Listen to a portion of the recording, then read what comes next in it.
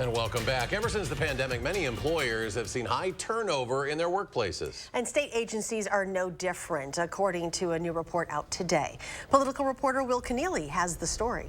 So roughly 1 in 6 employees, that's how many turned over in Wisconsin state agencies, not including the UW system. Now, I spoke to one of the report's researchers who says that can have a significant impact on what state government looks like.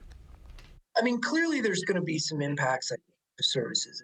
It's the story that we've all heard. Short staffing changes how a workplace functions. But unlike a retail business that can shorten their hours, state agencies have a different function. When you look at some agencies like the Department of Veterans Affairs having vacancy rates reach 46%, to almost 1 in 2 positions, it's difficult to imagine that you could just completely shield the agency's mission and services from having some impact. Jason Stein, the research director for the Wisconsin Policy Forum, says the high turnover rate, more than 16% this past fiscal year, has a higher impact on some of those larger agencies. The Departments of Veterans Affairs, Corrections, and Health Services all run facilities that have to be staffed around the clock. But this impacts the rest of Wisconsin's agencies too. Maybe the most notable was the Public Service Commission, which regulates utilities in the state.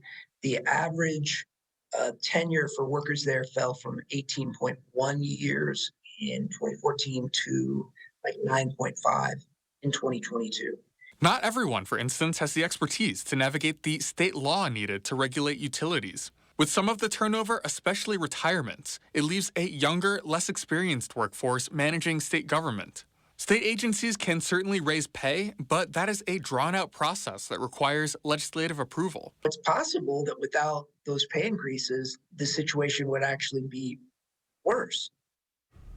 Stein says you can combine a pay raise with better working conditions. For a corrections officer, for example, a safer workplace may be more enticing. Now, this is something to watch as the legislature's Joint Finance Committee continues its work on the state budget. They meet this Thursday to approve the budgets for transportation, corrections, and other state agencies.